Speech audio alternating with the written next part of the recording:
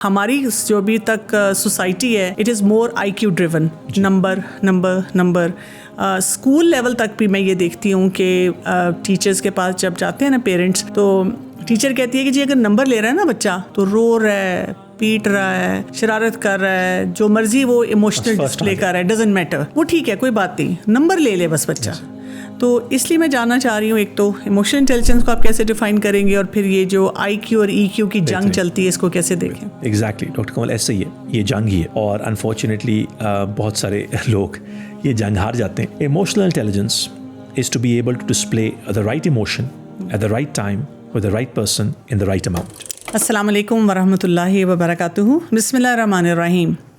अक्सर घरों में, सड़कों पे, दफ्तरों में जब हम जाते हैं तो क्या देख रहे हैं, लोग परेशान हैं, और उस परेशानी में क्या नज़र आ रहा है कि उनको आपस की डीलिंग नहीं करनी आ रही, और उस सिलसिले में कंफ्यूज्ड हैं, और फिर दुखी भी हैं, दिल भी टूट रहे हैं, कहीं पे गुस्सा कर रहे हैं। और ये सब बातें हमें बताती हैं कि हमारे अंदर इमोशनल इंटेलिजेंस की बहुत कमी है। यानी ये वो एक स्किल सेट है जो कि हमें सीखना है, इसलिए नहीं कि सिर्फ कोई मेरे नाम के साथ ये अटैच हो जाए कि मुझे इमोशनल इंटेलिजेंस आती है, बल्कि इसलिए कि जो अल्लाह ताला ने हमें सलाहियतें दी हैं हमने उनको सही तरह से इस्तेमाल करना है और दुनिया और आखिरत की कामयाबी हासिल करनी है। तो आज हम बात करेंगे इमोशनल इंटेलिजेंस पे। मेरे साथ मौजूद हैं उमर हयात साहब, जो कि लीडरशिप डेवलपमेंट में काम कर रहे हैं सिंस पास्ट 15 ईयर्स, और डिसीजन मेकिंग और स्ट्रेटेजिक प्लानिंग ये इनकी अनदर स्पेशलिटी जो कि बड़ी क्लोज़ है इसके साथ, इमोशनल इंटेलिजेंस के साथ। और फिर ये कि इस वक्त उनकी क्वालिटी है जिसके ऊपर हम काफ़ी फोकस कर रहे हैं, और I have invited him again for the podcast, that is because ये सीरा के ऊपर बहुत ज़्यादा और लीडरशिप के ऊपर भी बहुत ज़्यादा काम कर रहे हैं। अस्सलाम वालेकुम वरहमतुल्लाहि वबरकातुहू। वालेकुम अस्सलाम, thank you so much doctor Kanwal, it's a pleasure to be with you again. जी माशाल्लाह, लास्ट टाइम हमारी एक बहुत इंटरेस्टिंग कॉन्वर्सेशन रही। जी मुझे बहुत लोगों ने पूछा कि ये कहाँ से आपको मिले हैं जो कि ये पढ़ा रहे हैं, और कई बार सड़क पे आपको मिले। नहीं जी, बहुत मेहरबानी, thank you so much for giving us the opportunity. सीरा leadership project doctor Kanwal has been going on now at least in my mind for the last 2.5 years, and then recently हमने practically इसको teach भी करना शुरू किया है। इसकी application practical day to day life के अंदर बिल्कुल कि वो कौन से प्रोफेशनल एस्पेक्ट्स हैं। आपने इमोशनल इंटेलिजेंस का जिक्र किया, अभी हम उस पर डीप डाइव जाएंगे। और सबसे इम्पॉर्टेंट चीज़ डॉक्टर कंवल कि हम इन लेसन्स को day to day practical application को हमारे प्यारे पैगम्बर हज़रत मोहम्मद सल्लल्लाहु अलैहि वसल्लम की सीरत से लिंक कर सकें, और ये देख सकें कि उन्होंने जब ये चैलेंजेस के साथ डील किया, सौरों के साथ, एंगर के साथ, ग्रीफ के साथ, हैप्पीनेस के साथ, सरप्राइज़ के साथ, तो उनकी क्या तरीके थे that he was able to manage them, or not only manage it for himself but manage it for hundreds and thousands of people who went on to become great leaders in their own right. तो इंशाल्लाह इससे बहुत सीखने को मिलेगा। अच्छा, इससे पहले कि हम ज़रा इमोशनल इंटेलिजेंस की तरफ जाएं, मैं चाह रही थी कि आपके साथ एक रैपिड फायर राउंड करूं। चले, क्विक आंसर्स, ठीक? इंशाल्लाह। इमोशनल इंटेलिजेंस इनहेरिट और taught? I would say, can I say both? Yes, you can say both. I can say both. Yeah, I think with both. I think there is study to show that, for example, optimism, which is a key part of emotional intelligence. There is some research that says that some people are born a certain way. I know it's controversial, Dr. Kanwal, to say this, and maybe I will get in trouble अगर मैं ये कहूँ कि अब कुछ study हो रही है ऑन न्यूरो पाथवेज के, फॉर एग्जांपल अगर किसी के पेरेंट्स एक सर्टन एनवायरनमेंट में गुजारते हैं अपना टाइम, और जो बच्चा है वो उस एनवायरनमेंट में पैदा होता है, तो इवन इन द वूम्ब जो उस बच्चे की न्यूरोलॉजिकल डेवलपमेंट है उस पर कोई ना कोई इम्पैक्ट पड़ता है। बिल्कुल पड़ता है। सो of course nature versus nurture की डिबेट कभी ख़त्म नहीं होगी। बिल्कुल सही।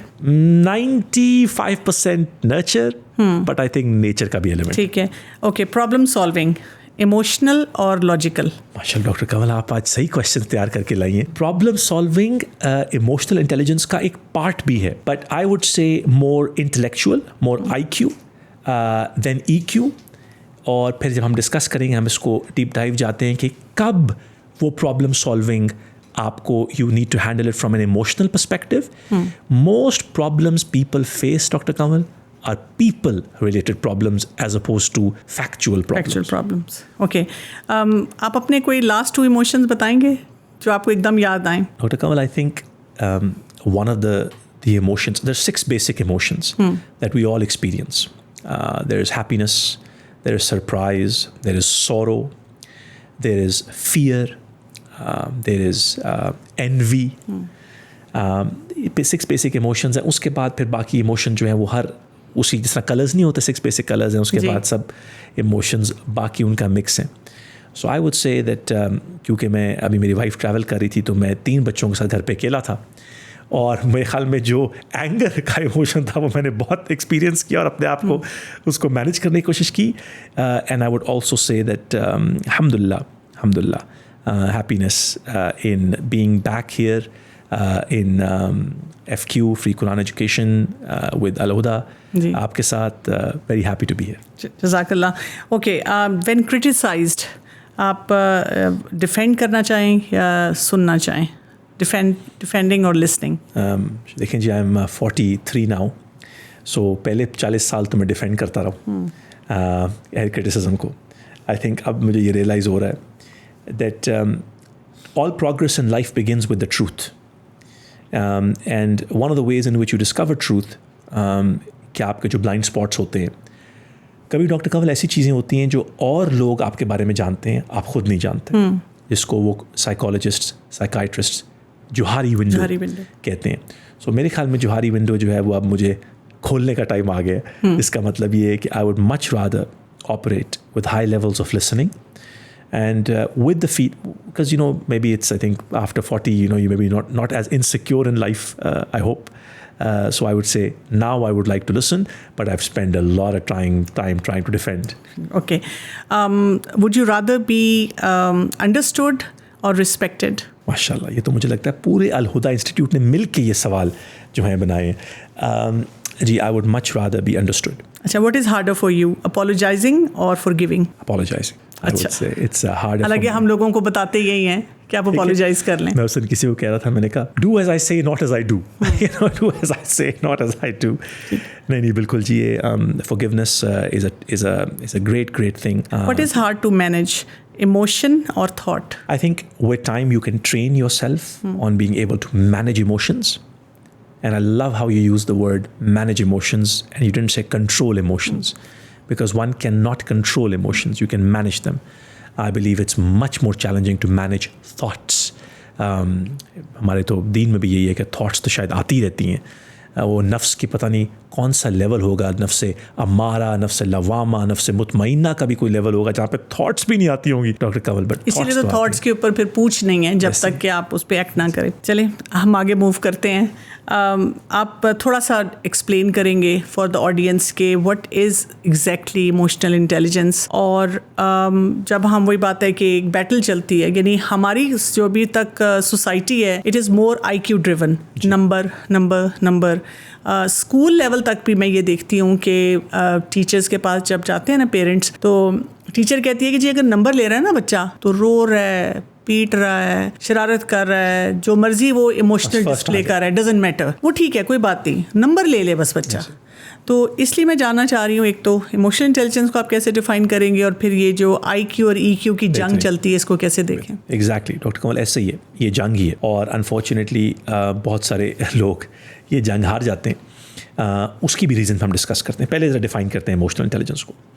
Emotional intelligence is to be able to display the right emotion at the right time with the right person in the right amount. That's why it's not easy because first of all to be able to manage your own emotional state, self-awareness का एक बहुत बड़ा part है इसके अंदर. तभी हम उसको अंदर deep dive जाएंगे उसकी underlying elements में. But at a higher level it is the ability to understand your own emotions and those of others. It is being able to understand why we behave a certain way. और उसकी definition तो मैं ये कहूँगा ना कि to display the right emotion at the right time with the right person in the right amount is the definition of emotional intelligence. आप देखें कि हिकमत की भी यही है कि हिकमत भी हम यही कहते हैं कि राइट टाइम पे, राइट मोमेंट पे, राइट जगह पे आप सही काम कर रहे हो. एग्जैक्टली अगर हम उसके एक लेवल नीचे जाएं, इमोशनल इंटेलिजेंस को 2 सेक्शंस में हम ब्रेक करें, इंट्रा पर्सनल और इंटर पर्सनल। ठीक। इंट्रा पर्सनल वो एलिमेंट्स हैं जो कि विद इन आवर सेल्व्स हैं, जो कि हमारे अंदर हैं। इंट्रा पर्सनल के अंदर आप इसको ब्रॉडली ब्रेक कर सकती हैं into self awareness, self management और सेल्फ रेगुलेशन। ठीक। सो अगेन इमोशनल इंटेलिजेंस को आप 2 में डिवाइड करेंगी, intra personal and inter personal.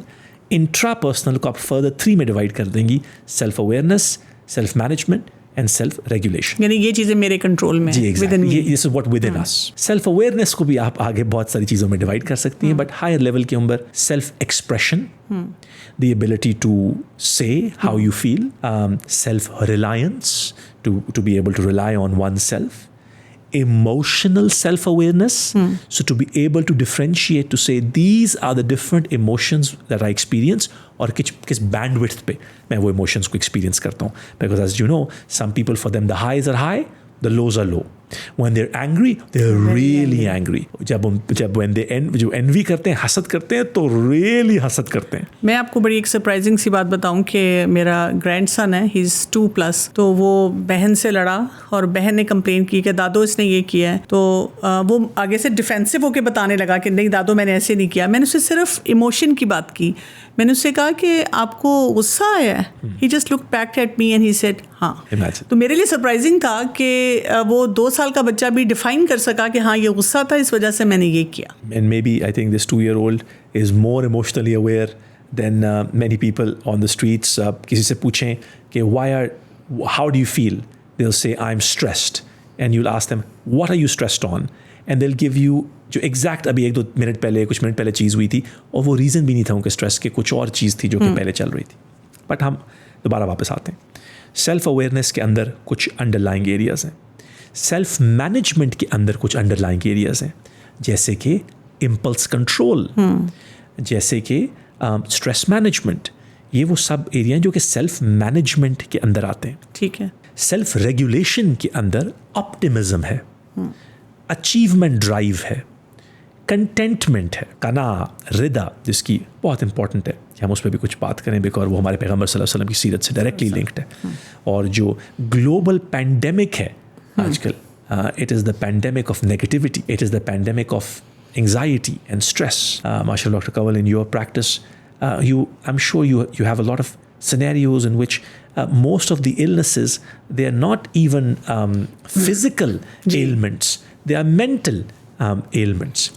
और जिसको हम कहते हैं कि दिल की बीमारियाँ, जिसके लिए ऑब्वियसली कोई दवाई नहीं, उसके लिए तस्किया है। अब देखिए हमारे यहाँ पे हम पॉजिटिव साइकोलॉजी की भी बात करते हैं, क्योंकि मैं सर्टिफाइड लाइफस्टाइल फिजिशियन भी हूँ, तो उसमें हमें हर उसके लिए पिलर्स के लिए कहते हैं कि पॉजिटिव साइकोलॉजी अगर अपनी प्रैक्टिस करें तो आप कुछ नहीं कर सकते। तो वो जो ऑप्टिमिज्म की आप बात करें वो भी सारी उसी से रिलेटेड आ जाती है।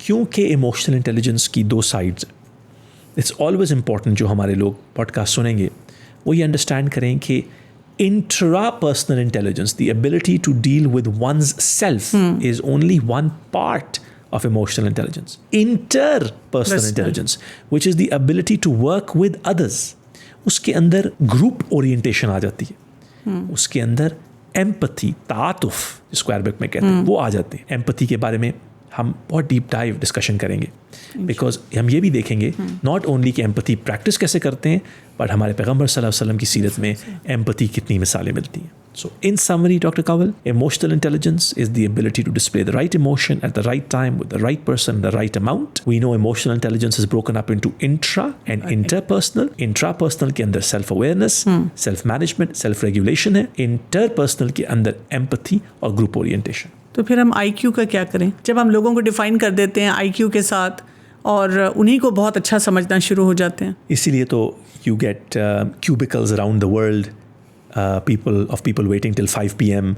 because they hate their job, they hate their managers, they hate their company. Doctor Kanwal, आज मेरी मुलाकात हुई कुछ बच्चों के साथ जो कि माशाल्लाह बच्चे एक होलिस्टिक एजुकेशन पा रहे हैं as opposed to just left brain education.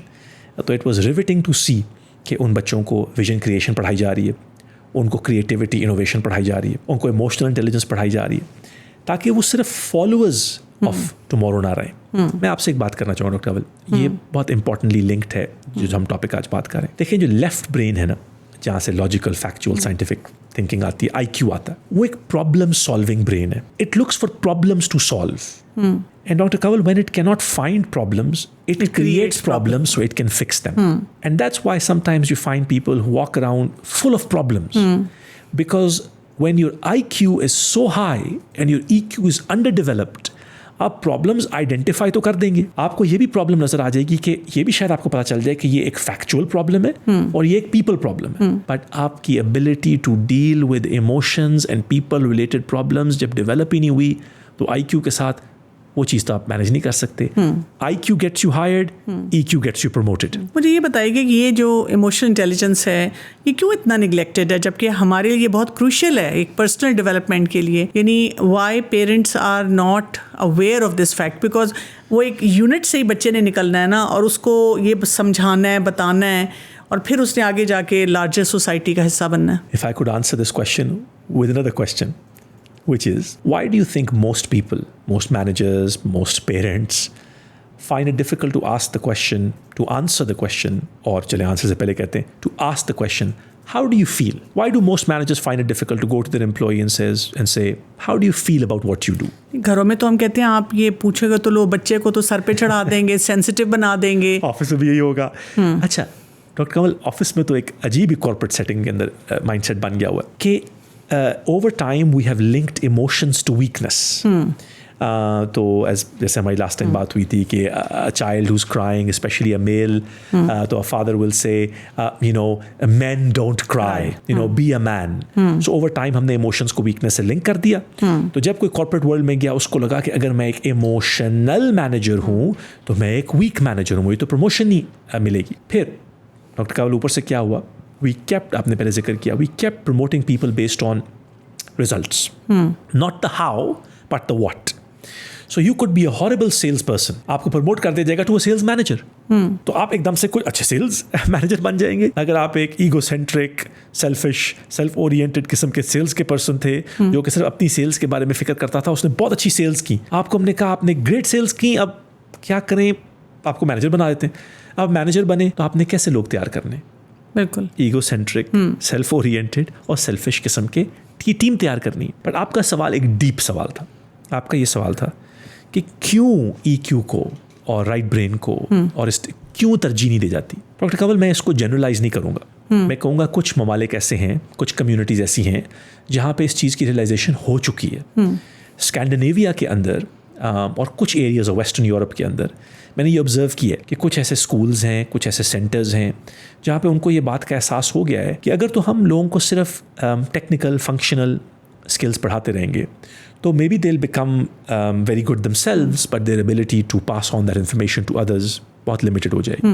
But doctor Kanwal, अगर आप थर्ड वर्ल्ड कंट्रीज़ में आते हैं जहाँ पे सर्वाइवल ऑफ द फिटेस्ट है, जहाँ पे एक माइंड सेट ये है कि अगर आपको जॉब ना मिली, अगर आपको किसी ने जॉब ना दी तो आपसे तो वर्थलेस। खाली ये नहीं कहते हैं, जैसे अगर आप किसी को कहेंगे देखिए आप वही बात है एम्पैथी के साथ काम करें या अपनी सेल्फ अवेयरनेस के साथ काम करें, तो वो कहते हैं लो जी हमारा पेट भर नहीं रहा, खाना मिल नहीं रहा, आप हमें ये फैंसी टर्म्स और इस तरह की बातें सिखाना शुरू कर देते हैं। और डॉक्टर कंवल, ये बड़ी इंटरेस्टिंग बात है, पहले क्या चीज़ आती है, क्या हालात बदलते हैं और माइंडसेट बदलते हैं कि माइंडसेट बदलते हैं और फिर हालात बदलते हैं। अब अगर कोई समझदार आदमी होगा तो वो यही सोचेगा कि पहले मैं अपना पर्सपेक्टिव ऑन लाइफ चेंज करूंगा तो मेरे हालात बदलेंगे। अगर मैं वही नेगेटिव आउटलुक लेके, वही स्ट्रेस्ड आउट इम्पल्स कंट्रोल के लैक के साथ, सेल्फ अवेयरनेस के लैक के साथ, एम्पैथी के लैक के साथ दुनिया में एक्सपेक्ट कर रहा हूँ कि मुझे ग्रेटनेस ना आ जाए। एक बड़े फेमस मैनेजमेंट कंसल्टेंट ने कहा, to achieve what very few do you must live like very few live. In order to go somewhere you've never gone, you must do something you've never done. So obviously इसका मतलब यही है कि हमें कुछ ना कुछ अपनी तरतीब में, अपनी एजुकेशन में चेंज करना पड़ेगा। And I believe doctor Kanwal के जो रीज़न अंडरलाइंग है, जहाँ थर्ड वर्ल्ड कंट्रीज़ के अंदर, अगेन मैं जनरलाइज कर रहा हूँ, बट थर्ड वर्ल्ड कंट्रीज़ के अंदर बहुत सारे लोगों को सर्वाइवल मैकेनिज़म्स सिखाए जाते हैं, पाथ टू गारंटीड सक्सेस सिखाया जाता है। उसमें यही कहा जाता है कि don't tell me you want to be a musician, don't tell me you want to be an artist, you want to be a what, get a real job first. ये बिल्कुल ऐसे ही है। थोड़ी सी सेल्फ अवेयरनेस पे आते हैं। मुझे कैसे पता चलेगा, कोई पैरामीटर्स ऐसे कौन से होंगे जिससे मुझे पता चले कि मेरी सेल्फ अवेयरनेस अच्छी है? जी, बेहतरीन। 2-3 चीज़ें। एक तो कुछ टेस्ट्स अवेलेबल हैं online which allow you to have a deeper understanding of which emotion you experience at what level. ठीक है, फ्री टेस्ट है या? ये फ्री टेस्ट भी हैं। अगर अच्छा। आपने डीप डाइव जाना है, EQ meters, so PEQM, personal emotional quotient meter के नाम से एक आपको ऑनलाइन एग्जाम मिलेगा। पहले तो फ्री होता था, अब उनको शायद इतने लोगों ने हमारे कहने के बाद स्वाइप किया, शायद उन्होंने उसकी फी लगा दी हो, बट एक EQ मीटर है जो कि आपको आइडेंटिफाई करेगा आपकी existing level of self awareness. But उससे पहले एक और सिंपल प्रैक्टिकल टूल है। जो लोग कॉर्पोरेट एनवायरनमेंट में काम करते हैं, अगर वो एक अलार्म लगाएं अपने फ़ोन के ऊपर एवरी 20 मिनट्स, कि जी एवरी 20 मिनट्स आपका एक अलार्म टी बजा, और एक पीस ऑफ पेपर आपने साथ रखा हुआ, और आपने उस पीस ऑफ पेपर पे लिख लेना है कि जब ये अलार्म बजा तो मैंने उस वक्त क्या इमोशन एक्सपीरियंस कर रहा था। सो फॉर एग्जांपल हो सकता है आप कभी उस पर लिखें कि यार I was stressed, I was nervous, I was anxious, I was upset, I was angry. हमारी तो वोकैबुलरी ही नहीं है ना इमोशंस की, फिर हमें वो वोकैबुलरी सेट भी साथ रखना पड़ेगा। मुझे लगता है कि जब ये अवेयरनेस बढ़ती ही तब, देखिए अवेयरनेस कब आती है? बात करने से, सीखने से। कुछ लोग आज ये पॉडकास्ट सोचेंगे, सुनेंगे और वो कहेंगे मैं ट्राई करता हूँ। अगर आप ट्राई नहीं करेंगे तो सेल्फ अवेयरनेस कहीं और से तो नहीं आ जाएगी। एक पीस ऑफ पेपर रखें, उस पर आप लिखते रहें एवरी 20 मिनट्स आप क्या इमोशन एक्सपीरियंस करें। बाय द वे, शुरू में ये बहुत मुश्किल होगा, बिकॉज शुरू में आप कहेंगे हाँ तो कुछ फील नहीं कर रहा, it's okay, don't write anything, then keep going. Doctor Kanwal, if you are able to do it for 4 days, just for 4 days, from a 9 to 5, like a typical, you will be shocked to see how many different emotions we experienced at different points. और सबसे funny चीज़ ये है कि अगर मैं for example आपको 11 AM in the morning phone किया और उस वक्त आप एक सर्टेन इमोशन से काम कर रही थी, आपने मुझे एक रिस्पॉन्स दिया। अगर मैंने आपको दोपहर 2 बजे फ़ोन किया और आप डिफरेंट इमोशन एक्सपीरियंस करी तो आपने मुझे डिफरेंट रिस्पॉन्स दिया। सो सेल्फ अवेयरनेस की इंपॉर्टेंस कितनी ज़्यादा है कि मैं आपको ये बता सकूँ कि डॉक्टर कंवल, आई नो आप मेरे से एक बजट की बात कर रही हैं, एक प्रोजेक्ट की बात कर रही हैं। Doctor Kanwal, right now I find that I am experiencing a lot of stress, तो आई वुड रिक्वेस्ट कि आप मुझे 2 बजे के बाद फ़ोन। कितने मसले डॉक्टर कंवल सॉल्व हो जाए। ये तो घरों में भी मसला है ना। अगर अम्मा का मूड खराब है, बच्चों ने कहा अम्मा पिज्जा मंगवा लें, उन्होंने कहा जूता उठा लो, और अगर मूड अच्छा है तो वो उसी मोमेंट में कह देती है हाँ बेटा मंगवा लो। बच्चा कंफ्यूज होता है कि भाई ये क्या सारा सिलसिला है। Not only doctor Kanwal confuse बच्चा होगा, आप अगेन सोचें कि कॉर्पोरेट एनवायरनमेंट के अंदर हमने ट्रस्ट के बारे में बात की। हमने कहा कि nothing breaks trust faster in life than a gap between what is said and what is done. आप सोचें कि एक दिन एक मैनेजर के पास आप गई, उन्होंने कहा proud of you, well done, keep it up. अगले दिन आपने वही चीज़ की और मैनेजर का मूड ख़राब था, उन्होंने कहा आइंदा ना करना। अच्छा, यहाँ पे मैं ये भी जानना चाहूँगी कि मतलब अगर सेल्फ अवेयरनेस नहीं भी है तो मुझे क्या फ़र्क पड़ता है? मुझे अगर जज्बात का पता भी चल गया तो क्या हो गया, मैं इनको प्लेट में रखूँ, खाऊँ, पीऊँ, क्या करूँ उससे ना? यानी जी, इसका फ़ायदा क्या? लेकिन सबसे पहले फ़ायदा ये है, you cannot give to others what you do not have yourself. So आप किसी की ज़िंदगी में कोई एस्पिरेशन, कोई इंस्पिरेशन, कोई होप नहीं ला सकते जब तक आप खुद इंस्पायर्ड, होपफुल नहीं है। और लेकिन अगर मुझे सेल्फ अवेयरनेस से ये पता चलता है कि मेरी तो सेल्फ एस्टीम भी लो है और मैं तो बहुत बुरा अपने आप को समझती हूँ और अंदर से खालीपन है या जहर भरा हुआ है या दिल टूटा हुआ है और बड़े दुख हैं जो अंदर मैंने समेटे हुए हैं, तो फिर डॉक्टर कंवल, इसका क्वेश्चन का जवाब भी मैं एक और क्वेश्चन से दूंगा। What's the alternative? Do nothing. अगर हम ये तस्किया नहीं करेंगे, मैं अगेन स्पिरिचुअल पर्सपेक्टिव से आपको बताता हूँ कि हमारे दीन में ये है कि बेहतर है हमारे लिए, हम सब के लिए, मेरे लिए, आपके लिए, हम सब के लिए, कि हम अपना तस्किया इस दुनिया में कर लें। अल्लाह माफ़ करे, ऐसा ना हो आगे हमें जाके इमरजेंसी रूम के अंदर हमारा तस्किया हो, अल्लाह माफ़ करे, वो हम अफोर्ड नहीं कर सकते। डॉक्टर कंवल, जो इमोशनल इंटेलिजेंस होती है उसकी सेल्फ एस्टीम के साथ क्या रिलेशनशिप होगा? एबिलिटी टू, जिसको मैंने कहा ना कि self management, the ability to be able to manage your self assurity के साथ। इसके अंदर भी डॉक्टर कंवल कुछ टूल्स अवेलेबल हैं जो कि आपकी सेल्फ एस्टीम बढ़ा सकते हैं। किस तरह सेल्फ एस्टीम बढ़ती है? By having a deeper understanding of your strengths, your talents. हमारा ये बिलीफ है हमारे दीन के अंदर कि हर इंसान में अल्लाह ताला ने कोई ना कोई टैलेंट, कोई ना कोई स्ट्रेंथ दी है। अनफॉर्चुनेटली हमारी लाइफ में क्या होता है कि अक्सर जिंदगी निकल जाती है डॉक्टर कंवल, ये पता नहीं चलता कि मेरी स्ट्रेंथ क्या थी, या जिन लोगों की केस में स्ट्रेंथ आइडेंटिफाई भी हो जाती है फिर उनको कभी वो अपॉर्चुनिटी नहीं मिल सकती कि वो स्ट्रेंथ को वो लेवरेज कर सकें। So what I will advise, जिस तरह कि आपको पता है गैलप कि स्ट्रेंथ फाइंडर टूल अवेलेबल है ऑनलाइन। एक और टूल है जो कि आप अगेन इस $26 का है, कोई बहुत बड़ी कॉस्ट नहीं है, जो कि आप एक 34 क्लिफ्टन स्ट्रेंथ्स उनको कहते हैं doctor Kamal.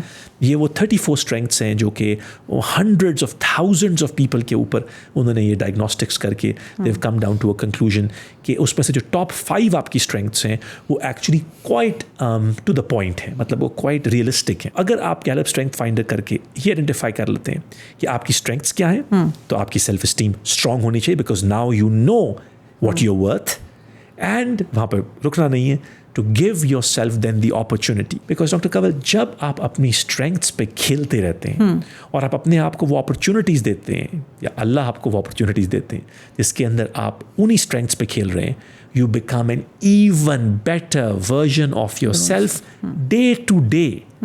That's how self-esteem goes up. ये जो हमारा इमोशनल एक्सप्रेशन होता है ना, उसमें हम बैलेंस कैसे लेकर आएँ? यानी आप देखिए कई दफ़ा अंदर इतना गुस्सा आया होता है और ऊपर you have to be very courteous. अब आपकी बॉडी लैंग्वेज तो रिफ्लेक्ट कर रही है सब कुछ, तो हम वो, और जैसे हमारे दीन में भी एक गुमान अच्छा करना, ये एक इतना बड़ा चैलेंज है। और अक्सर औकात ये भी हम टिपिकली देखते हैं कि जब हम दूसरे से बात करते हैं तो हम उसके एक्शन से उसको जज करते हैं। हम जो मर्जी एक्शन कर रहे हैं हम कहते हैं मेरी नीयत साफ़ है, तो हमारे लिए इंटेंशन है, उसका एक्शन है, और इसकी वजह से हमारा एक्सप्रेशन भी सारा गड़बड़ होता है। कितनी अच्छी आपने बेहतरीन बात की। देखें अगेन, ये सारी बात having a deeper understanding of one's self. There are some things जो कि जिसे कहते हैं ना कि बॉडी लैंग्वेज, हमें लास्ट टाइम हमने डिस्कस किया था that close to 2/3 70% of conversation is not even what you say, it's how you say it. अभी कुछ पहले बच्चे आए हुए थे तो मैंने उनको कहा कि make an okay sign like this. उन्होंने बनाया, मैंने ऐसे किया, मैंने कहा please put it on your chin, तो सब ने यहाँ रखा, तो मैंने कहा चिन, उन्होंने कहा ओह चिन, चीक नहीं चिन। वो देख रहे थे ना, वो देख रहे थे। तो 7% कम्युनिकेशन जो है वो वर्ड्स है, ऑलमोस्ट 70% इज़ व्हाट वी से। देखिए बॉडी लैंग्वेज जो है, हमारे पैगम्बर सल्लल्लाहु अलैहि वसल्लम से भी हमने यही सीखा कि बॉडी लैंग्वेज इतना बड़ा कॉन्डुइट था through which he used to speak. और हमें पता है कि जब हमारे पैगम्बर किसी से बात करते थे, कोई सवाल करता था, उनको जवाब देते तो हमेशा अपनी full body language, eye contact, अपनी tonation, articulation, edge of the seat, मतलब लीनिंग फॉरवर्ड, वो उनको उन पे फोकस करते थे। तो जो आपने बात की कि how do we control body language, you know, again, it's not something you can control. I mean, you can fake it till you make it, but sooner or later people find out. जो गुमान आपने बात की ना, वो कितनी powerful बात है। लेकिन डॉक्टर, मैं बिलीव करता हूँ अम्मा में बिनामत रब का फहदिस, जो अल्लाह ताला ने हमें दिया है उसका जिक्र करना, उस पर शुक्र करना तो एक अगली स्टेज है, पहले उसका जिक्र करना। जो लोग people who walk around trying to find positives in their life is full of positives. The coffee break, smoke break, lunch break conversation cannot be the problem with the boss, the problem with the company, the problem with my parents. Because जब आप बातें ही problems के बारे में करेंगे, आपको नज़र ही problems आएंगी। हाँ जी, वो जो डॉट लगा हुआ है वही नज़र आ रहा है, बाकी वही डॉट नज़र आएगा, उसके इर्द गिर्द पूरा एरिया नहीं नज़र आएगा। और हमें ये भी पता है, हमने the secret laws of attraction के बारे में बात की, और अगेन वही हमारे दीन के अंदर भी यही है कि जैसा अल्लाह को आप सोचोगे, तसव्वुर करोगे, अल्लाह ताला की रहमत को तसव्वुर करोगे, आप अल्लाह ताला की रहमतें आएंगी। आप नाउज़ुबिल्लाह अल्लाह ताला का तसव्वुर जैसे करो। सो मैं ये सजेस्ट करता हूँ कि इससे पहले कि हम ये सोचें कि मेरी बॉडी लैंग्वेज कैसी है, मैं अपने इमोशंस को, आपकी ज़बान से क्या चीज़ निकलती है। इसीलिए डॉक्टर कंवल 17 टाइम दिन के अंदर मिनिमम हम स्टार्ट ही अल्हम्दुलिल्लाह से करते हैं। बिल्कुल, आई थिंक इसके लिए इसके अंदर इवन ये आप तो नमाज का कह रहे हैं ना, लेकिन जो हमारी बहुत सी मसनून दुआएं जो हम पढ़ते हैं वो भी अल्हम्दुलिल्लाह से स्टार्ट हो रही हैं। क्यों? कोई तो लॉजिक डॉक्टर कंवल होगा ना कि क्यों हमारे अल्लाह ने, क्यों हमारे पैगम्बर सल्लल्लाहु अलैहि वसल्लम ने हमें शुक्र का कॉन्सेप्ट सिखाया। और आज की दुनिया में आपने डॉक्टर कंवल बड़ी एक अच्छी बात की शुरू में, और माशाल्लाह विद योर प्रैक्टिस आपको लोग मिलते रहते हैं। एक नेगेटिविटी पैंडेमिक है, एक मेंटल हेल्थ पैंडेमिक है। अगर मैं आपको नंबर्स दूं फ्रॉम गल्फ़ कंट्रीज़ तो आप सरप्राइज़ होंगी कि गल्फ़ कंट्रीज जैसी प्रॉस्परस जगह जिसको कहें आप, जिसे कहते हैं आजकल लोग बड़े वहाँ पर, पूरी दुनिया वहाँ आना चाहती है। Even from North America now there is a big exodus happening because Western Europe and North America are really struggling. वहाँ पे आप बिलीव करेंगी कि एम्प्लॉई इंगेजमेंट के स्कोर्स जो हैं वो पिछले 12 साल से प्लमेट कर रहे हैं, और एक एवरेज ऑर्गेनाइजेशन में एक एम्प्लॉई इंगेजमेंट स्कोर 63% है। And the recent survey 25% of all people were at work looking for other work, और people are waiting in their cubicles waiting for 5 PM। और ग्रेट रेजिग्नेशन US में start हो चुकी हुई है पिछले 4-5 सालों से, कोविड से, कि जहाँ पे जब जो अपने लोग $20 an hour जॉब्स कर रहे थे वो छोड़ के $16 an hour जॉब्स पे या $15 an hour जॉब्स पे आ रहे हैं जहाँ पे वर्क लाइफ बैलेंस की ज़्यादा फोकस है. बिल्कुल ऐसे. सो ये इसलिए हो रहा है doctor Kanwal. I genuinely believe because the day to day life that we live, if it is without hope, if it is without positivity, मुझे यकीन है इस बात का कि अल्लाह ताला हमसे इतनी दफ़ा शुक्र सब्र का जिक्र इसलिए करते हैं. फ़इन्न मअल उसरि युस्रा, इन्न मअल उसरि युस्रा. अच्छे टाइम भी गुजर जाएंगे, बुरे टाइम भी गुजर जाएंगे, ज़िंदगी ऐसी रहेगी. मुझे आप बात कर रहे थे तो ख्याल है कि जब रसूलुल्लाह सल्लल्लाहु अलैहि वसल्लम किसी मुश्किल में होते थे और कोई पूछता था तो हमेशा फरमाते थे अल्हम्दुलिल्लाह अला कुल्ली हाल. यानी वो जुमला एक पॉजिटिव है लेकिन ये भी बता रहा है कि भी मेरा कुछ अभी हालात इतने अच्छे नहीं हैं. तो this is like a very important expression जो हम डेवलप कर सकते हैं. और केवल एक बात मैं आपसे कहूँगा, मेरा एक मेंटोर थे UAE में. मैंने उनसे कहा कि जब बिज़नेस अप एंड डाउन होते हैं तो people always say house business. तो मैं क्या जवाब दूँ? तो उन्होंने कहा, if anybody asks you house business, always say unbelievable. Unbelievable. I didn't say unbelievably good or unbelievably bad. How's business? Unbelievable.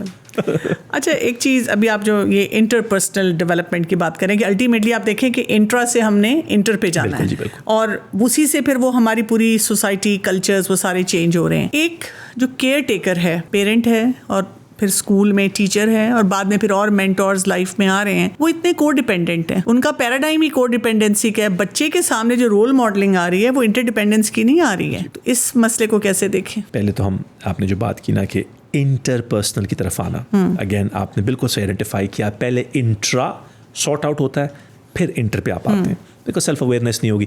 ये जो मैंने PEQM personal emotional question meter का जिक्र किया है, जब ये इमोशनल इंटेलिजेंस का टेस्ट कोई लेगा, ये वेटेड एवरेज का टेस्ट है. सो ऑल ये जो अंडरलाइंग एरियाज हैं, 13 अंडरलाइंग एरियाज जिसका मैंने पहले जिक्र किया, ये सब एक ही रेशो में नहीं है. सो कुछ ज़्यादा भारी हैं, उनकी स्कोरिंग जो है वो वेटेड स्कोरिंग है. So self awareness is obviously number 1, because obviously self awareness नहीं है तो आप ये सारे आंसर गलती कर रहे हैं. आप इंटरपर्सनल की तरफ आते हैं. About this idea of how do we engage with others, how group orientation हमारी कैसी. डॉक्टर कंवल, इसके 2 डायनामिक्स हैं. एक तो a lot of it, आपने पहले सवाल रैपिड फायर में पूछा कि is it nature or nurture. इसके अंदर definitely nurture का एक बहुत बड़ा एलिमेंट है. If you put people in an environment जहाँ पे उनको रेज ही ऐसे किया जाए कि your dependence is so high, you are constantly reliant on what other people say about you. Doctor Kanwal, हमारे जिस तरह हमारे दीन है, ईमान है, वो ही हमें ये कहता है कि अगर हम सिरातुल मुस्तकीम पे हैं और हमें बिलीफ है और हम अच्छे मशाइख और असातिज़ा के साथ जुड़े हुए हैं, तो for us we should not be like the wheel जो कि अप और डाउन जाता है. We should be like the hub of the wheel, the constant. एक फ्रेज लोग वहाँ पे एक्सप्लेन करते हैं कि there are some people in life that you will meet which are extrinsic. So उनका जो फोकस है वो एक्सटर्नल फोकस के ऊपर है, that the environment will shape me, या जिसे हम कहते हैं introvert who believe that the environment is stronger than me, और extrovert कहते हैं that I am stronger than my environment. So I genuinely believe कि वो लोग जो कि high level of engagement के साथ grow up करते हैं, डॉक्टर कंवल, जिनके cousins, families, joint family systems, जहाँ पे मैं कल साइमन सेनिक की एक happiness की podcast देख रहा था, और उसने एक प्रोफेसर, डॉक्टर कंवल आप अमेज हो जाएंगी, एक प्रोजेक्ट शुरू हुआ हार्वर्ड यूनिवर्सिटी में 1924 में. उन्होंने 700 लोगों को हैप्पीनेस के ऊपर उनकी स्टडी की. डॉक्टर कंवल, आप बिलीव करेंगी 2024 में उनमें से तकरीबन 9 लोग जिंदा हैं, बाकी सब लोग जो हैं वो पास अवे कर गए हुए हैं. वो जो डायरेक्टर्स थे उन स्टडीज़ के, वो भी पास अवे कर गए हुए हैं. तो जो नया डायरेक्टर आया, उससे साइमन सेनिक ने एक सवाल पूछा. उसने पूछा कि आपको इस सारी स्टडी के बाद क्या नज़र आया, वो कौन से क्वालिफाइंग फैक्टर्स होते हैं जो हैप्पीनेस को ड्राइव करते हैं. अब जो उसने जवाब दिया ना, वो एक वेस्टर्न मेथडोलॉजी से उसने जवाब दिया, बट देखिए उसके अंदर कितना बड़ा लेसन है हमारे लिए. जो आजकल हम न्यूक्लियर फैमिलीज़ को नाउज़ुबिल्लाह तोड़ने की तरफ जा रहे हैं, और हम वो फैमिली सोशल नेटवर्क्स ब्रेक हो रहे हैं और ऑनलाइन कम्युनिकेशन हो गई. उसने कहा the people who are happiest in life are those that were surrounded by tried, tested and trusted relationships. उसने कहा एग्जैक्टली ये कि जिन फैमिलीज़ में जो लोग नोड्स बनते हैं कि जी फॉर एग्ज़ाम्पल आप मेरे घर आ रही हैं, कुछ और दोस्त आ रहे हैं, मैंने सोचा मैं उन दोस्तों को भी बुला लेता हूँ, मैं उन कज़न्स को बुला लेता हूँ। जितना मैं नोड रहा कि मेरे थ्रू और ग्रुप ओरिएंटेशन सोशल इंटरेक्शंस बन रही थी, तो मुझे इसमें ज़्यादा पर्पस मिला और ज़्यादा हैप्पीनेस मिली। On the contrary, on the opposite, the people who led in existence which was all about themselves. So they had some great success, they had a lot of money, they had big businesses, but they were alone. Not only Dr. Kanwal कि उनकी ज़िंदगी में tried tested relationships नहीं थे, वो किसी और के लिए भी tried tested नहीं थे. Those were the people who struggled the most with their happiness. बिल्कुल आप सही कह रहे हैं। मैं एक बुक पढ़ी थी एंग्शियस जनरेशन, और उसमें वो सारा ये जो टेक्नोलॉजी की एडवांसमेंट हुई है उसमें आया, तो उसमें भी वो ये कह रहे हैं कि पहले बच्चे हर जगह भागते थे, दौड़ते थे, जाते थे, अब हम बच्चों को रोक रहे हैं हर जगह से, ये किडनैपर होगा, ये कोई ऐसा ऑफेंडर होगा, इससे बात नहीं करनी, उससे नहीं करना।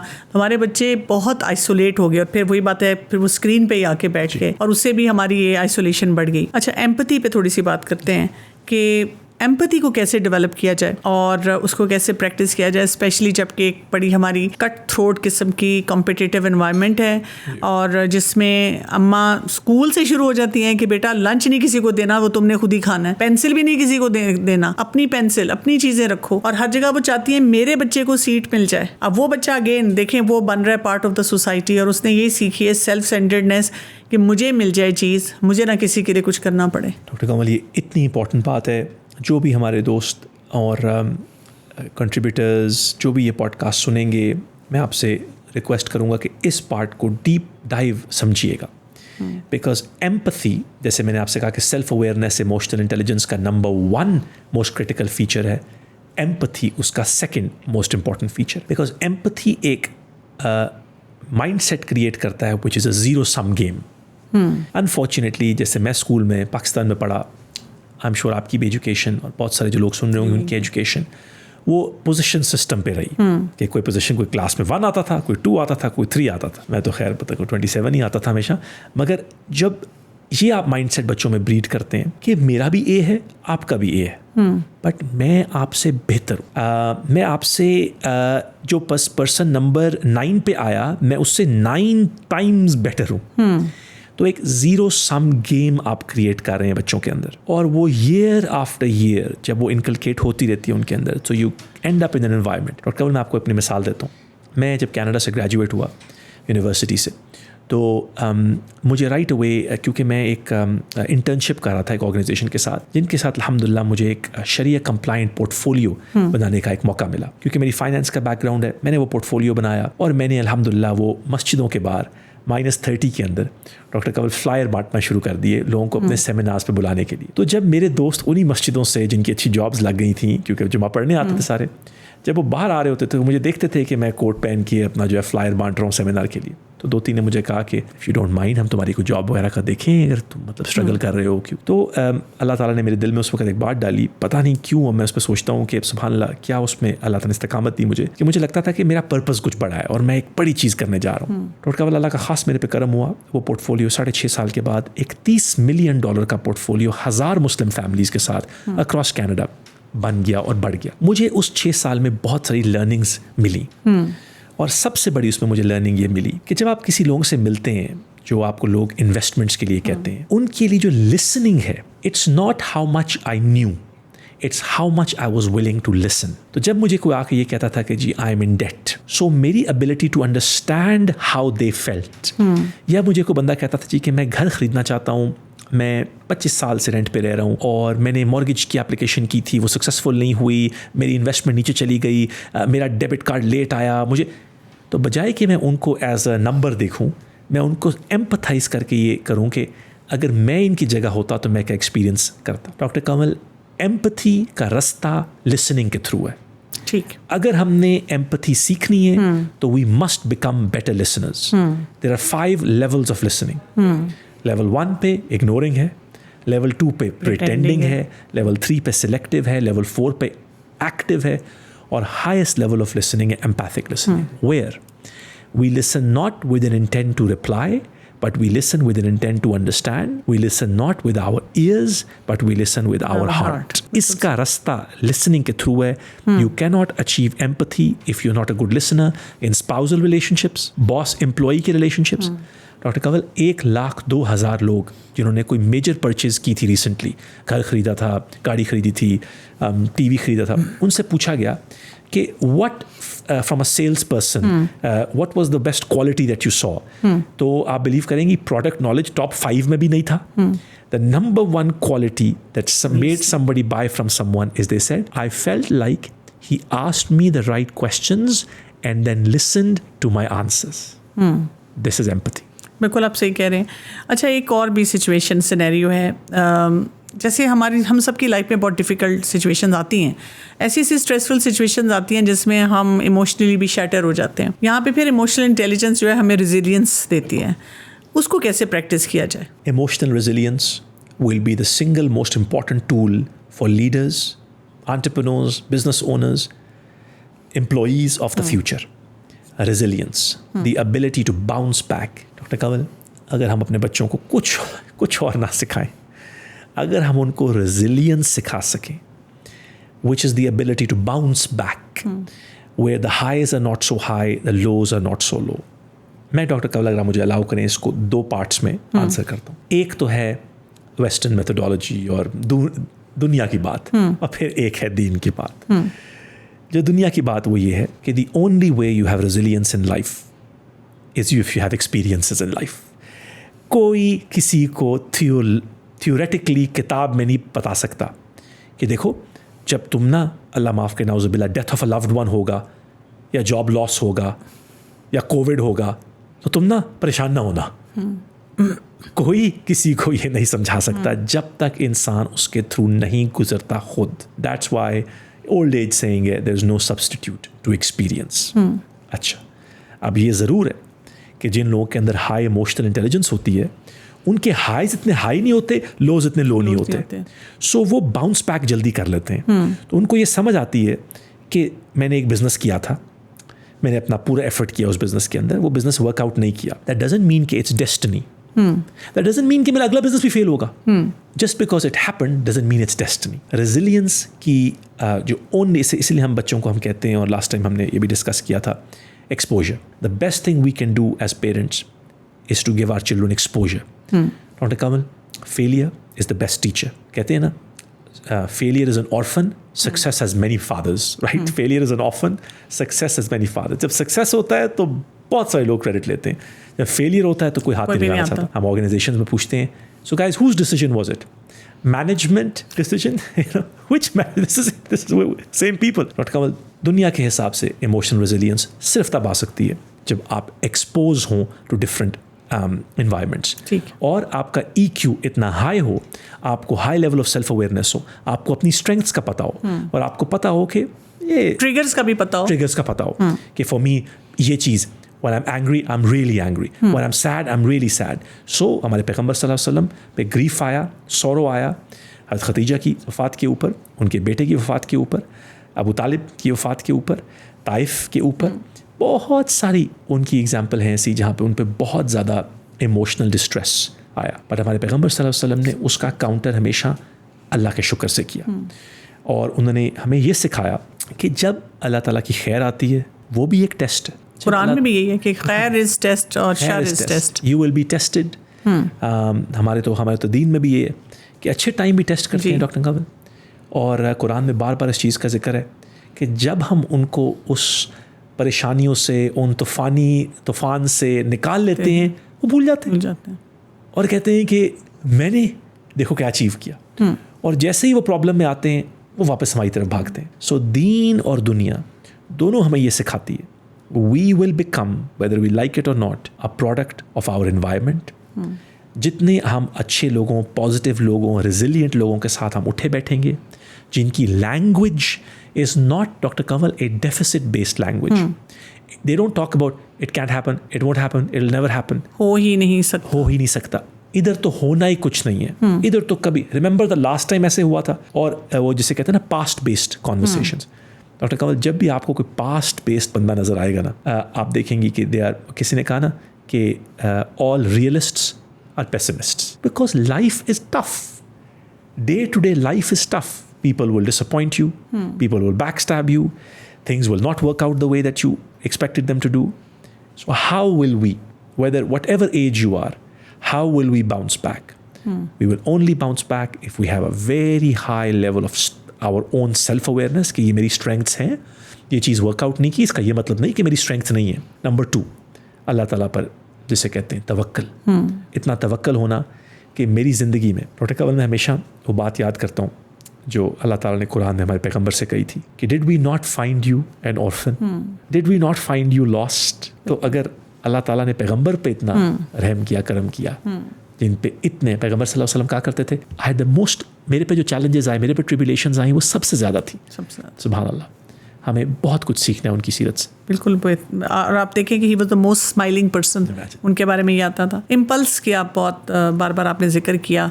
ये मुझे एक सलूशन दे दें. बहुत सी ख़वातीन परेशान है कि जो हमारे हस्बैंड रोड रेज करते हैं, वो भी एक बड़ा ही इम्पल्स कंट्रोल का चैलेंज है.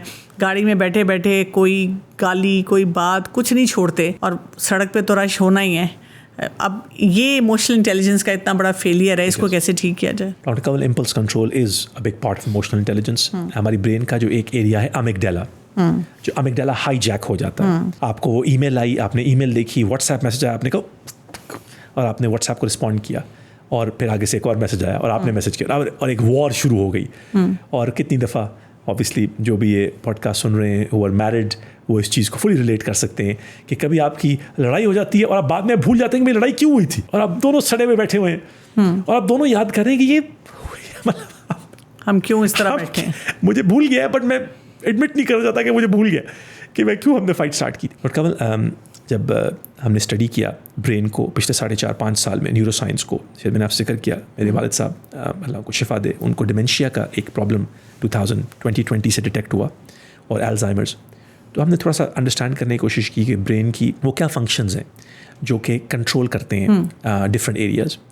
उसमें ये नज़र आया कि जो चीज़ें इंसान को रेगुलेट करती हैं ना, जिसको आप कहते हैं कि they allow people to know कि ये चीज़ मैंने पब्लिक में करनी है, ये चीज़ मैंने नहीं करनी, ये मैंने बिहेवियर डिस्प्ले करना है, वो अमिगडाला आपका कंट्रोल करता है. It allows you to regulate yourself.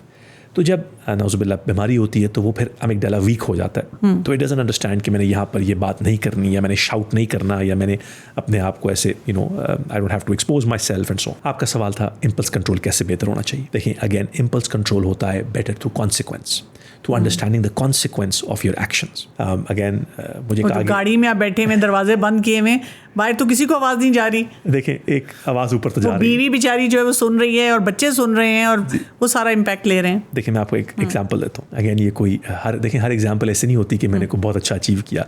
मैं आपसे एग्जांपल शेयर करना चाहता हूँ. When I was growing up Lahore में, तो मैं इस चीज़ पे बड़ा प्राउड था कि मेरा गुस्सा जो है ना, वो मेरा बहुत डेंजरस है.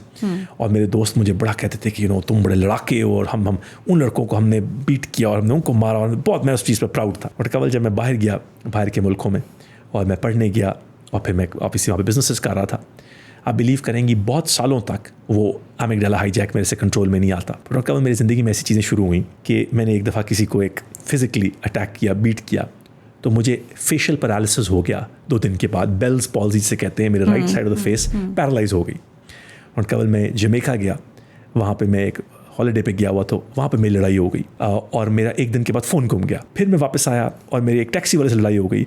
2 दिन के बाद मेरा एक्सीडेंट हो गया. तो मुझे समझ आ गई कि अल्लाह ताला मुझे ये क्लियर मैसेज भेज रहे हैं कि when you act out of impulse, when you act out of anger, तो उसके कॉन्सिक्वेंसेस नाउज़ुबिल्लाह क्या होते हैं. तो मैं अब बच्चों को ये कहता हूँ कि अल्लाह माफ़ करे, नाउज़ुबिल्लाह आज I am very proud to say कि मेरी 12-13 साल में, उस दिन मैं किसी को कहता था, उसने मुझे कहा कि मैं उसको बता रहा था, उसने कहा आप, I don't even see you like this, I can't even see you being upset. 12-13 साल से जब से वो हमने ये प्रैक्टिस करना शुरू किया है, तो ये समझ आई कि कॉन्सिक्वेंस का जो फियर है वो आपको इम्पल्स कंट्रोल सिखाता है. एक और चीज़, कंवल, ये जो अमिगडाला है ना, it is just like any other part of the body. The more you feed it, stronger it becomes. So for example, if you practice impulse control and you से वो मार्शमेलो एक्सपेरिमेंट वाली चीज़ हमने जिक्र किया था जी। कि जब उन्होंने 70s में यूनिवर्सिटीज़ में स्टैनफोर्ड यूनिवर्सिटी में उन्होंने बच्चों के सामने एक कैंडी रखी, एक मार्शमेलो रखा और उन्होंने कहा कि इसको आप 5 मिनट नहीं हाथ लगाओगे तो हम तुम्हें एक और देंगे, और वो कमरे से बाहर चले गए। तो दे ऑब्जर्व कि कुछ बच्चों ने वेट किया, उनसे नहीं वेट किया गया, उन्होंने 2 मिनट के बाद खा लिया, कुछ बच्चों ने लिख करके वापस लगा दिया कि कोई देख तो नहीं रहा, और कुछ बच्चों ने उसका वेट किया। ऐसे एक्सपेरिमेंट्स उन्होंने रिपीट किए और फॉर मैनी ईयर्स उन्होंने बच्चों को ट्रैक किया। And Dr. Kamal, on every major indicator of life success, they found that children who practiced more impulse control, who thought before they spoke, who before they wrote that email, they said, let me think about it. उनको कोई message आया, उन्होंने reply देने लगे, उन्होंने कहा सोच के जवाब दूंगा. On every major indicator of life success, like how much money they made, how many friends they had, what kind of jobs they had, they did better than children who practiced less impulse control. So इसके consequence जो हैं वो disastrous हैं, और obviously जो parents ये चीज़ करते हैं practice, उनके लिए भी एक बड़ी important बात. Nothing in life breaks trust faster than a gap between what is said and what is done. तो अगर आप अपने बच्चों को कहेंगे कि don't shout करके, तो वो जो गैप है वो आपकी क्रेडिबिलिटी और आपका ट्रस्ट ब्रेक करेगा.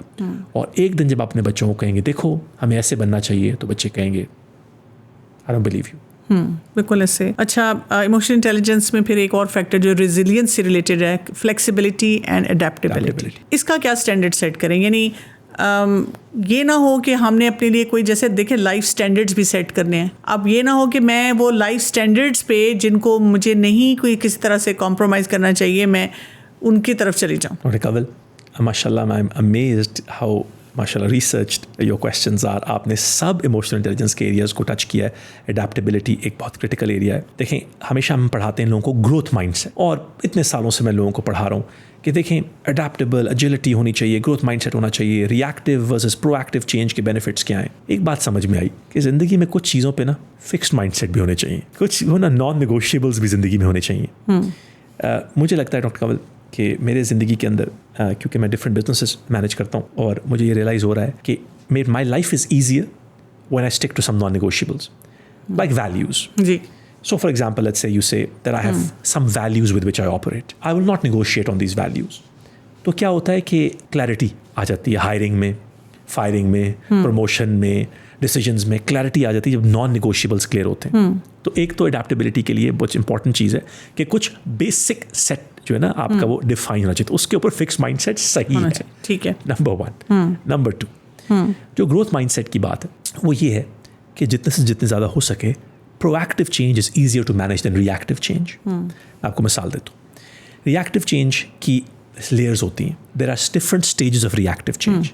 The first time something happens to you and you're not ready for, it's shock, then denial, then paralysis, then anger, then hurt, और फिर एंड में जाके कहीं एक्सेप्टेंस और हीलिंग होती है, जिसके बाद आप बाउंस बैक करते हैं, and then you have new strengths, new confidence, and finally success. ये एक V shape, hopefully not U, V shape एक सिस्टम है ये रिएक्टिव चेंज का. मैं आपको एक मिसाल देना चाहता हूँ. ट्रेनिंग और ट्रैवल 2 चीज़ें हैं जो मैं अपनी पूरी ज़िंदगी करता रहा हूँ. कोविड आया तो मार्च 2020 में दोनों ही चीज़ें स्टॉप हो गई. This was reactive for me. I went through shock, denial, it's just a flu, a paralysis, my life is over. Anger, why does this have to happen now? Hurt, why does this have to happen to me? And then healing and acceptance कि जी अच्छा आप क्या करें? New strengths, online learning, digital learning, oh it's working and so. So COVID was the best thing that ever happened to our business. मुझे time लगा तकरीबन 4 महीने, और मैं पढ़ाता हूँ ये. इसके बेहतर नहीं था कि मैं प्रोएक्टिव चेंज करता, जहाँ मैं इनिशिएट करता चेंज को, मैं इम्प्लीमेंट करता और मैं इंटीग्रेट करता. ऑफ कोर्स डॉक्टर कमल, हर चीज़ में आप प्रोएक्टिव नहीं हो सकते. Covid, death of a loved one, job loss, negative, you can not be proactive about these things. Actually हमने पैंडेमिक कहाँ अपनी ज़िंदगी में देखा था, तो वो जब देखा तो समझ आई कि अच्छा ये चीज़ होती है. और by the way the pendulum always swings too far one way. बड़ी खूबसूरत बात मुझे एक मेंटर ने मेरे बताई, और जो मैं उसको बहुत सोचता हूँ कि nothing in life is as bad as it seems the first time around. जब पहली दफ़ा खबर आती है तो बंदे को लगता है कि ज़िंदगी ख़त्म हो गई, कुछ देर के बाद you like it's not so bad. तो रिएक्टिव वर्सेस प्रोएक्टिव, जितने ज़्यादा डॉक्टर कंवल जिसे हम कहते हैं ना sound track of life, proactive है कि रिएक्टिव है. कुछ ऐसे आपको लोग मिलेंगे जिनका साउंड ट्रैक ऑफ लाइफ ही रिएक्टिव है. Last ones to pay the bill, last ones to register, last ones, right, last one, जब कहते हैं लास्ट वन लैरी, उनका साउंड ट्रैक ही रिएक्टिव है. इस तरह आप एडेप्टेबिलिटी, एजिलिटी प्रैक्टिस नहीं कर सकते. अगर आपका sound track of life proactive है कि generally speaking, I am doing the diploma, I am doing that degree, I am learning that language, I am starting that business, I am proactive, it is much easier to be able to pivot for adaptability and agility when you are proactive rather than reactive. अच्छा, ये बताइएगा कि leadership पे थोड़ा सा आते हैं कि अगर किसी के अंदर स्ट्रॉन्ग इमोशनल इंटेलिजेंस नहीं है, can that person be a good leader? Times change हो रहे हैं doctor Kamal. By the end of this year close to 75% of the global population, of the working population, will be millennials. Millennials meaning people born after 1980. 10% of the working population will be Zoomers, people born after 2000. They're 25 years old, they're working. This generation is one that's grown up with access to instant information, instant technology और instant gratification. जब उनको कोई चीज़ चाहिए थी, वो online गए, button दबाया, आ गए, फौरन मिल गए. पर जब उनको प्रमोशन चाहिए, वो बटन दबाते नहीं आती. जब उनको सैलरी चाहिए थी, बटन दबाते नहीं आती.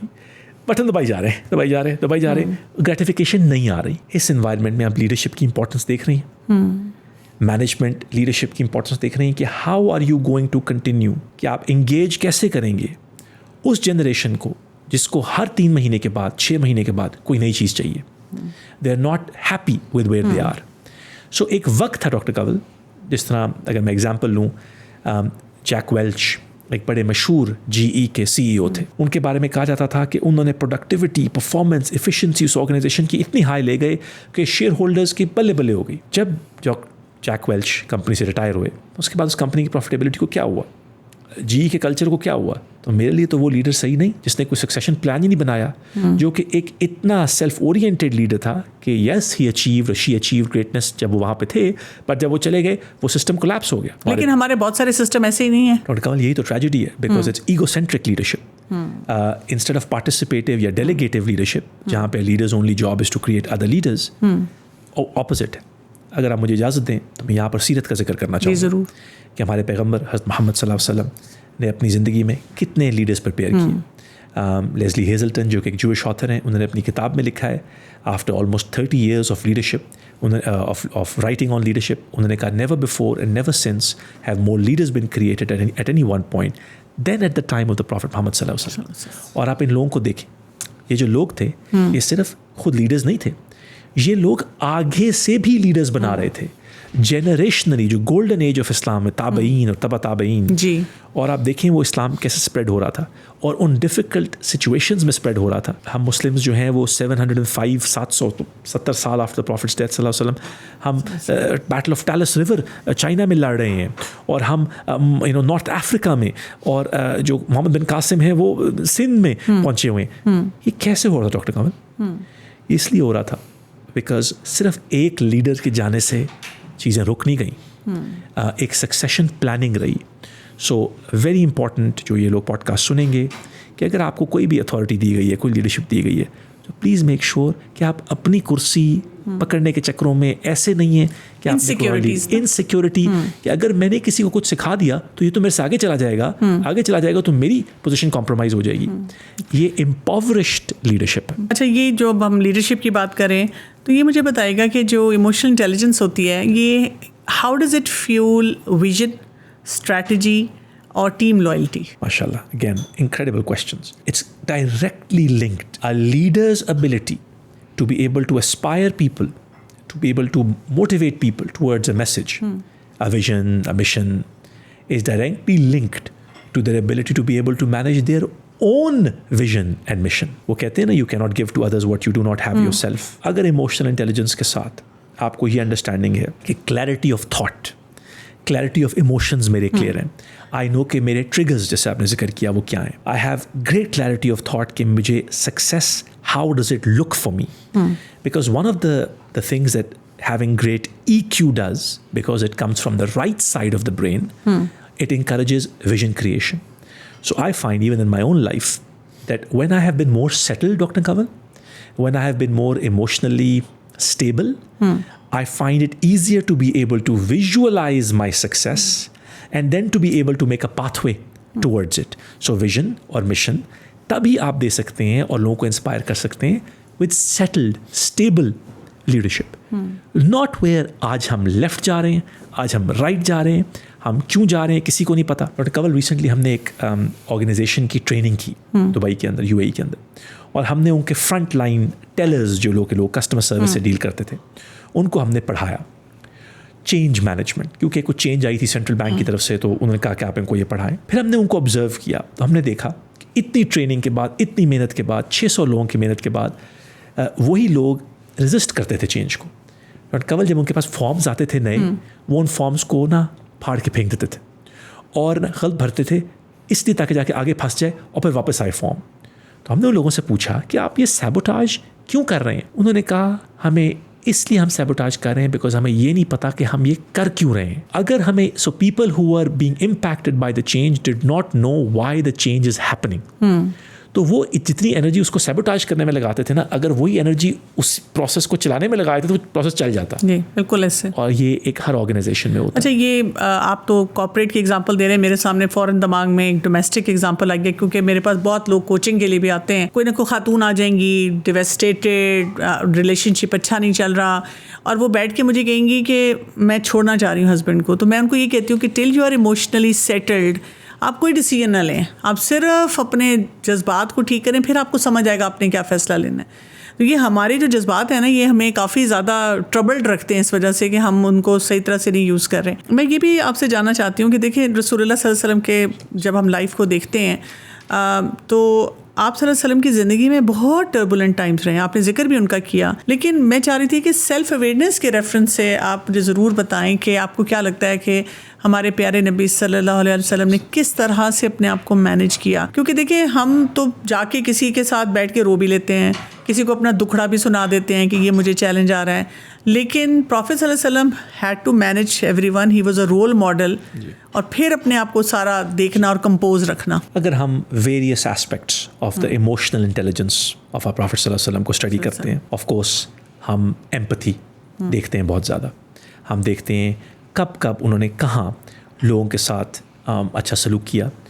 डॉक्टर कंवल, उन लोगों के साथ भी अच्छा सलूक किया जिन्होंने उनके साथ अच्छा सलूक नहीं किया. उनको भी उन्होंने माफ़ किया.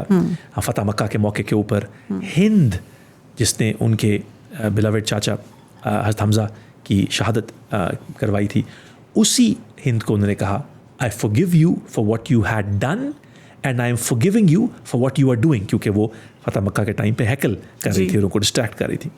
अबू सुफियान जब ट्रीटी ऑफ हुदैबिया के बाद और फतह मक्का से पहले पैगम्बर सल्लल्लाहु अलैहि वसल्लम से मिलने आए, तो जो सहाबा थे उन्होंने उनको ज़रा रफ अराउंड किया, तो पैगम्बर उनसे बहुत नाराज़ हुए. तो उन्होंने कहा he is a chieftain, he is a leader, why are you misbehaving with him. Self awareness की आप बात करती हैं, मैं देखता हूँ सुभान अल्लाह हमारे पैगम्बर सल्लल्लाहु अलैहि वसल्लम ने जब भी उनकी ज़िंदगी में सौरो आया, अल्लाह ताला से उन्होंने गाइडेंस मांगी, अल्लाह ताला की आयात उनके लिए नाजिल हुई. जो मुझे अमेजिंग बात लगती है कंपैरेटिव रिलीजन्स में, डॉक्टर कंवल, अगर आप देखें हमारे पैगम्बर सल्लल्लाहु अलैहि वसल्लम की ज़िंदगी कंपेयर टू ईसा अलैहिस्सलाम, हज़रत मूसा अलैहिस्सलाम कि हम स्टडी करते हैं अगर, तो देखें ये जो बहुत सारे अंबिया थे, ये एक कौम के लिए आए थे, एक रीजन के लिए आए थे.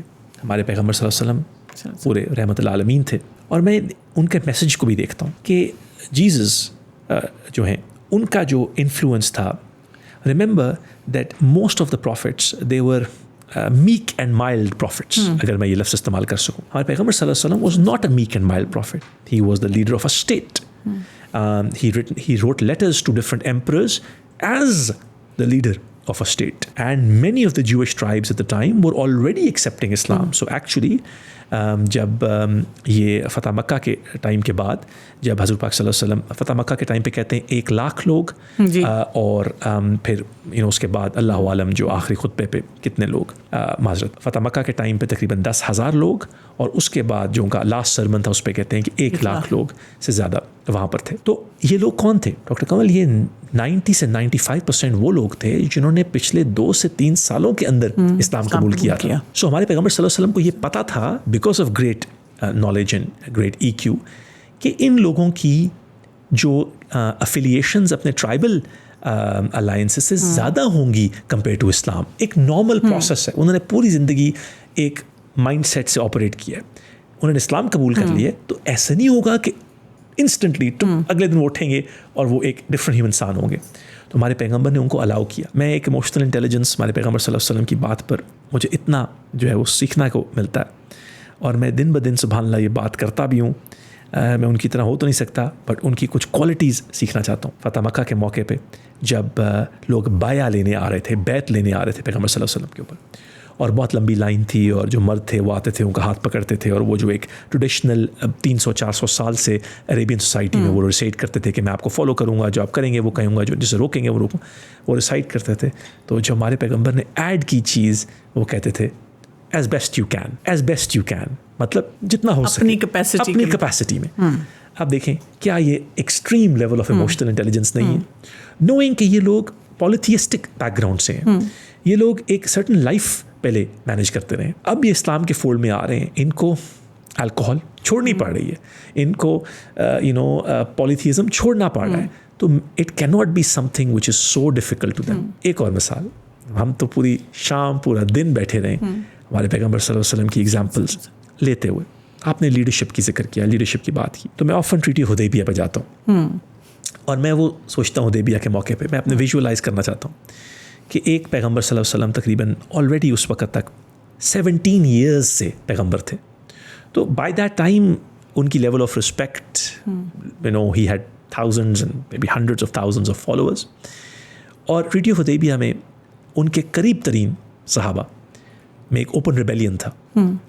तो जैसे कि आपको पता है कि उन्होंने कहा कि यू, ऐसे कह के उन्होंने कहा, you promised us that we will do उम्रा, you promised us, we have been in एहराम for days, now we don't want to go back.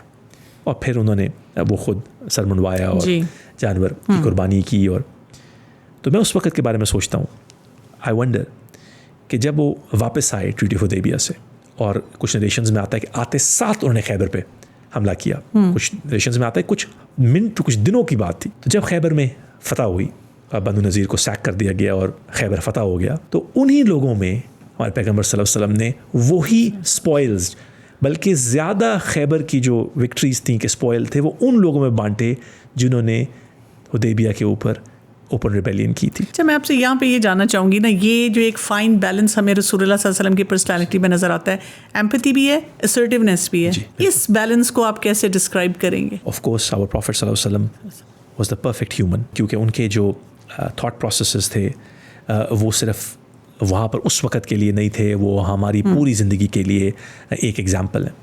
देखिए, ये जो असर्टिवनेस है ये बहुत इंपॉर्टेंट थी। 622 से 632, 10 साल हिजरा के 10 साल, उसके अंदर 80 मिलिट्री रेड्स लीड किए हमारे पैगंबर सल्लल्लाहु अलैहि वसल्लम, और उसके अंदर say that basically 1 red every 8 weeks, और 27 में वो खुद इन्वॉल्व थे, और 5 बड़े गज़वात। तो this was no meek and mild prophet. He realized that the culture of the time in Arabia was, अगर आपको कोई चीज़ चाहिए, आपको एक वेल चाहिए, कुआं चाहिए, जानवर चाहिए, तो आप जाएं और आपको वो खुद लेने पड़ेंगे, आपको कोई दे के नहीं जाएगा। So he was very firm in this. कुरान पाक में भी बार बार जिक्र है उन लोगों का जो बैटल ग्राउंड छोड़ के जाते हैं, जो बैटल ग्राउंड छोड़ के जाते हैं, उससे उनको बहुत डीमोनाइज किया गया कि इनसे वर्स्ट बिहेवियर नहीं हो सकता। अबू सलून जो कि मुनाफिकीन का हेड था, फादर ऑफ मुनाफिकीन, उसने ओहद में लास्ट मिनट में अपने बैक ऑफ किया।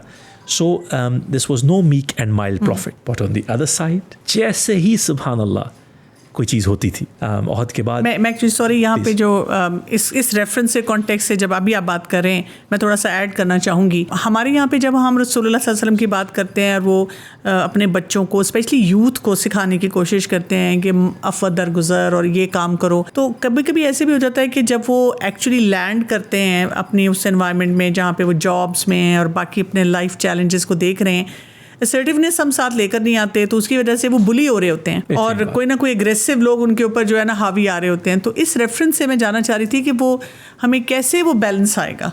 अगर मैं इसको फ्रॉम अ मेथोडोलॉजी पर्सपेक्टिव पहले बताऊँ आपको, फिर हम इंशाल्लाह ख़त्म करते हैं विद एग्जांपल ऑफ द सीरा। असर्टिवनेस वो है where it's win win scenarios. इसे if you are aggressive, you win, I lose. If you are submissive, I win, you lose. If you are abdicated, मतलब आप कुछ भी ना करें, we both lose. Assertiveness creates win-win scenarios. मैं आपको एक मिसाल देता हूँ. आपने एग्जाम्पल दी कि लोग क्योंकि उनके अंदर वो सेल्फ इस्टीम का शायद कमी होती है, कॉन्फिडेंस की कमी होती है, वो बॉस के पास जाते हैं एम्प्लॉय माइंडसेट से, और उनका बॉस उनको बुली करता है और वो बार बार एक बुलिंग का शिकार है, या घर पे भी ये बुलिंग होती है, और आजकल तो साइबर बुलिंग का भी ज़माना है जी. सो बिकॉज उनको वो असर्टिवनेस का नहीं पता, तो या सबमिसिव हो जाते हैं, या अग्रेसिव हो जाते हैं, या एब्डिकेटिव हो जाते हैं, जो कि लूज करता है. तो एक मॉडल है जिसको हम कहते हैं BEFPO, BEFPO.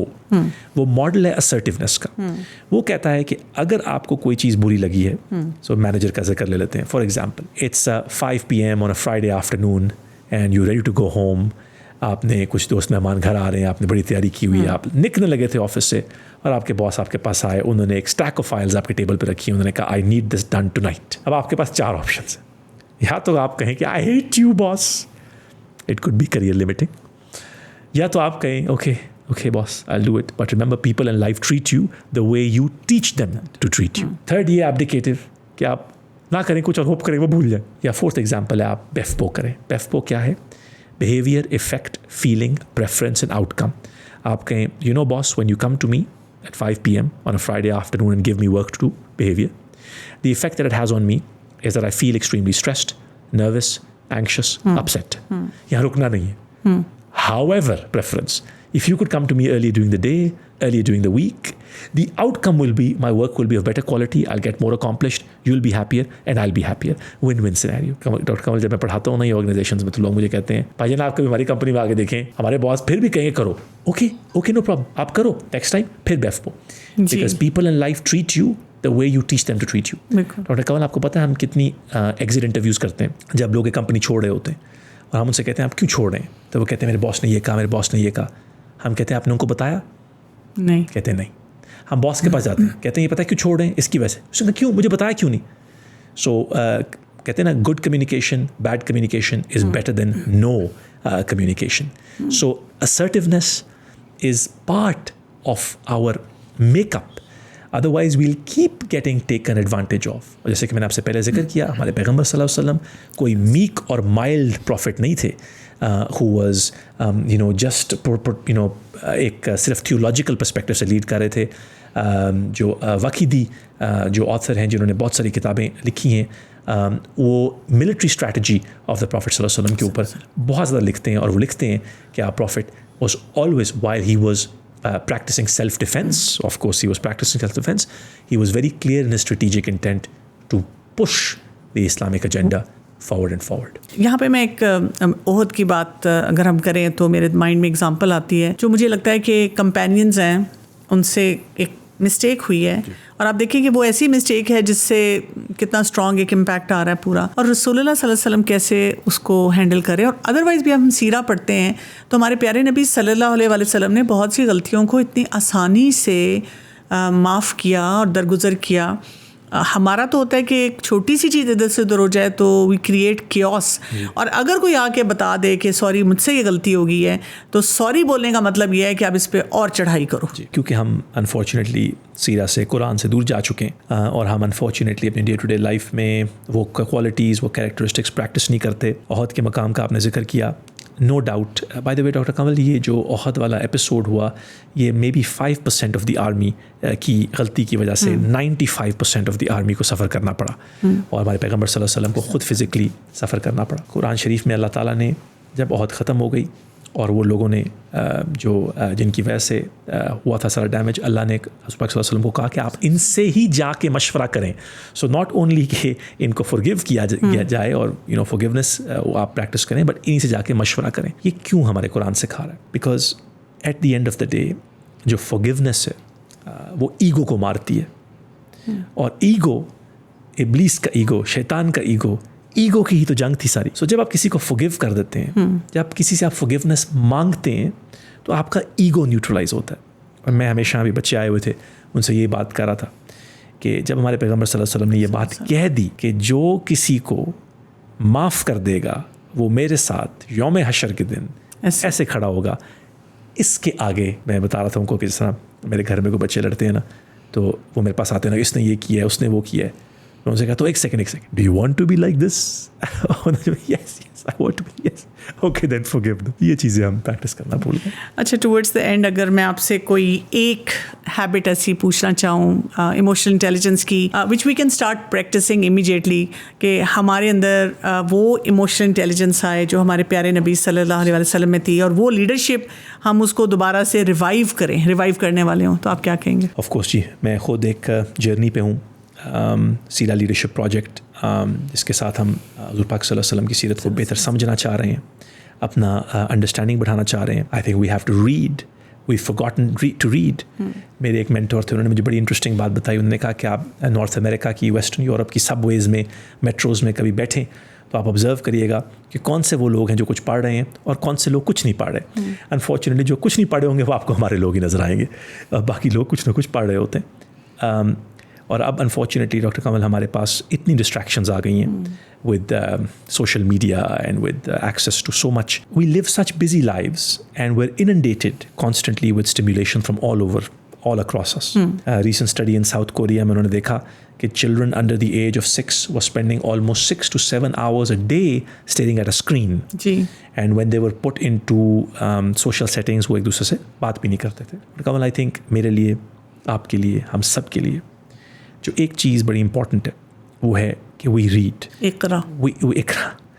We read. And of course application भी है, practicality भी है, but I think आपने मेरे से पूछा एक चीज़ जो कि हम कल कर सकते हैं। एक चीज़ मैं डॉक्टर कमल अपनी खुद ऑब्जर्व किया, मैंने अपने बारे में, या मैं ऑब्जर्व कर रहा हूँ कि I resonate, जो ये लफ्ज़ है resonate डॉक्टर कमल, देखिए ना, कुछ चीज़ों के साथ आप resonate करते हैं, कुछ लोगों के साथ आप resonate करते हैं, इसको कहते हैं resonance। इसकी opposite है dissonance, कि कई लोगों के साथ you can be with them for 15, 20, 25, 30 years, but there is no connection. इसी तरह डॉक्टर कमल कुछ किताबों के साथ, कुछ टेक्स्ट के साथ रेजोनेंस होती है। कुछ चीज़ें आप पढ़ना शुरू करते हैं और आप पढ़ते ही जाते हैं। बिल्कुल ऐसे। कुछ के साथ डिसोनेंस है। तो मैं अपने आपको, हम सबको ये सजेशन दूंगा कि हम वो मुतालिया करें टेक्स्ट का, उस चीज़ों का जिनके साथ हमारी रेजोनेंस है।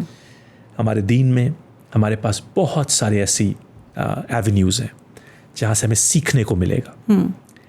ये जो हम पॉडकास्ट करते हैं, कॉन्वर्सेशंस करते हैं, इनके भी पीछे मकसद ये है कि अगर हमने आज कितनी डेप्थ में इमोशनल इंटेलिजेंस को डिस्कस किया, हो सकता है कोई एक चीज़, कोई एक पॉइंट किसी के साथ स्टिक कर जाए, बिल्कुल, और वो कहे कि ये चीज़ had an impact on me. मैंने लास्ट टाइम आपसे जिक्र किया था कि मेरी अपनी ज़िंदगी में इमरान खान से मिलना और उसका मुझे वो एक चीज़ कहना, और मैं अभी रिसेंटली पॉडकास्ट के बाद उसका जिक्र किया तो उसकी पता नहीं, I think almost 1 million likes के आसपास वो चली गई। मकसद मेरा ये नहीं बताना था कि मैं उनसे मिला और ये हुआ, मेरा मकसद ये कहने का था कि अल्लाह ने उस वक़्त उनके दिल में क्या बात डाली। और Kamal, actually I was leaving the room, so he actually stopped me because मैंने उनसे लीडरशिप का जिक्र किया था 15-20 मिनट, तो बाकी और भी 3-4-5 लोग थे उस कमरे में जिन्होंने अपनी अपनी स्पेशलिटी का जिक्र किया था।